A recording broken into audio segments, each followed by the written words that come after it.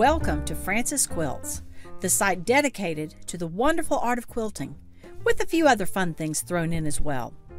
If you like what you see here, be sure to give it a thumbs up and subscribe so that you can be notified of future videos. Hey guys, welcome back to Frances Quilts. Today we are on week 5 of my personal grid quilting challenge. That's just a challenge to search the web and scour everything I can find and find out how many grid quilting designs I can come up with and see which ones I like and which ones I don't. Today we are on an apple core design. It's very similar to an orange peel, and when I'm talking about it at one point I said just like we did in our clamshells. Well, I actually meant orange peel, so just insert the word orange peel there when I get there. But the apple core design is just a series of arcs, very, very similar to the orange peel. It's just how those arcs are oriented with each other.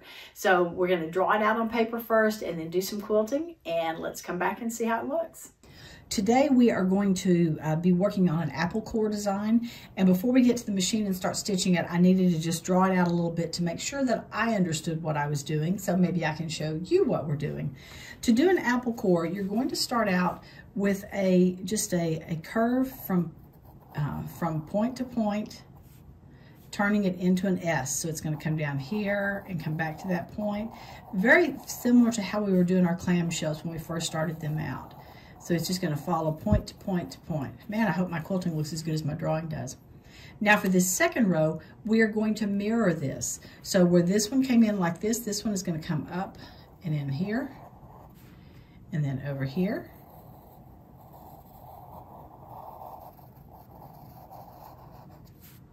All right, so that's that row. Now let's come up one more, and we're going to mirror again. So we're going to come up like here, back.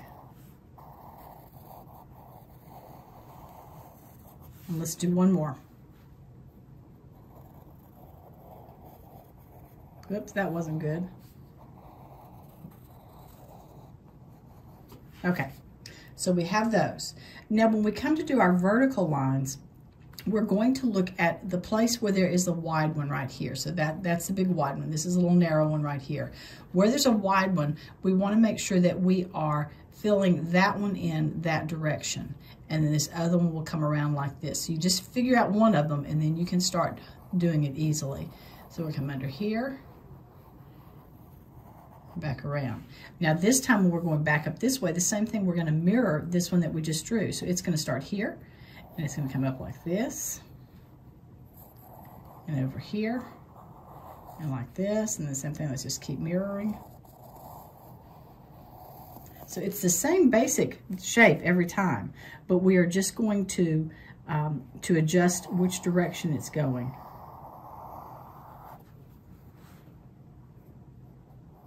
And you can just look, once you figure out which way it's going on that first row, then you can just look at each row next to it and just do the opposite and it will work.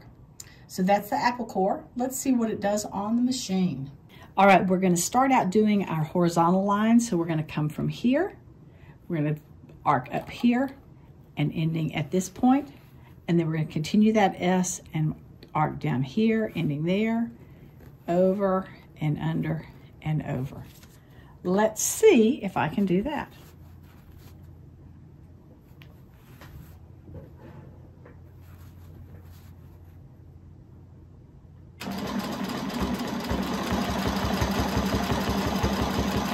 Getting that center point and under, center point and over,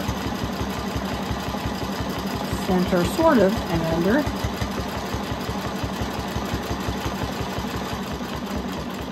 okay. Let's just consider this to be the end of the apple core, and this time we are going to do the opposite. So where this one was over, we're going to come under and then back up like that. So we're always mirroring this line that we just did.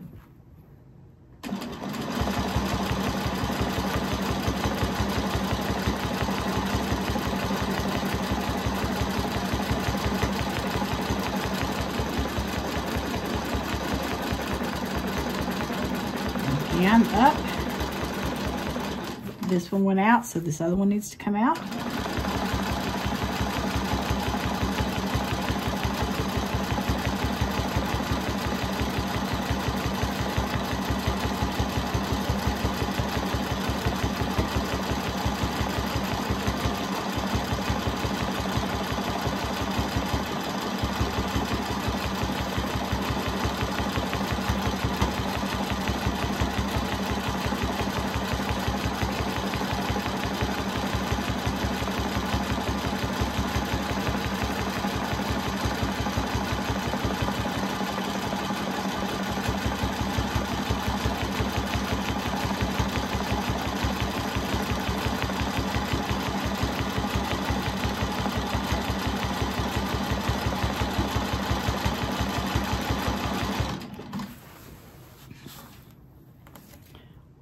All right, that gets all of our horizontal lines. Now let's start doing verticals.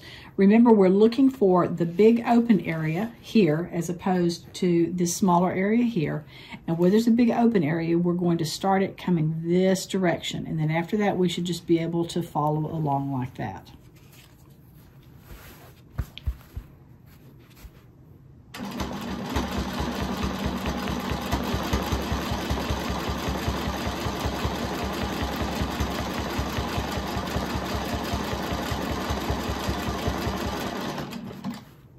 Now this one we're going to need to travel over the one we did previously. We're back to here. So we look at this other line that we just did. This one is an outie, so this one also needs to be an outie around like that. Innies and outies.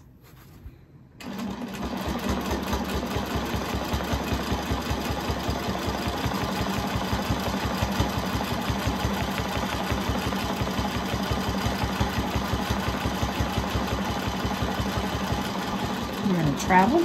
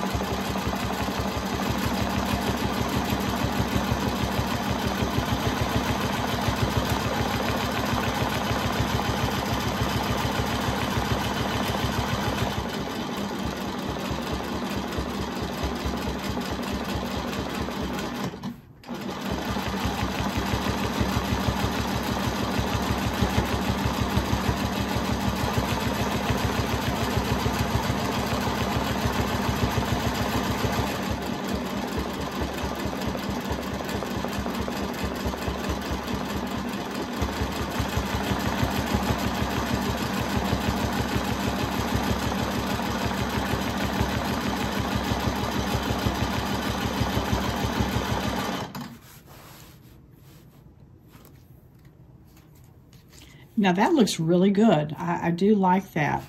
Very easy to do, in all honesty, as long as I just keep my wits about me, which is the hardest thing to do, to make sure that I'm hitting those points as often as I can. You know what I'm about to say? What happens if we make it smaller? Okay, I got a little carried away with drawing lines and actually putting an extra line here. This one and this one should not be there. My square is actually that right there, and that right there, and that right there. They don't look particularly square, but that's okay. We're still just going to go with it.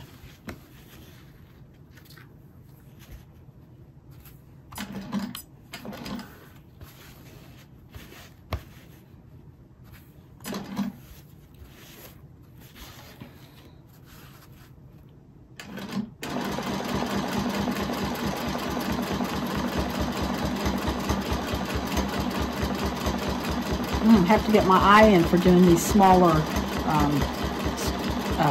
arcs. They're a little bit harder to do. Yeah. And those extra lines are not helping me at all.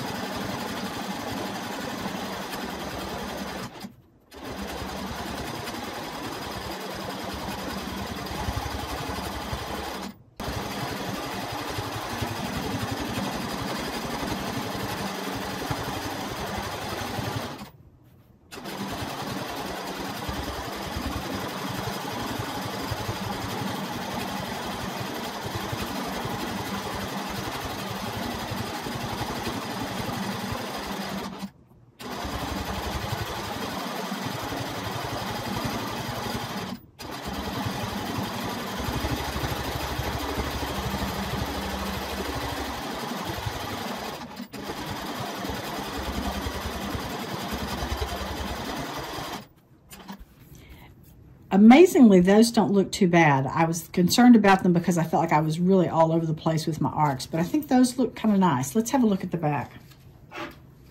That looks pretty good.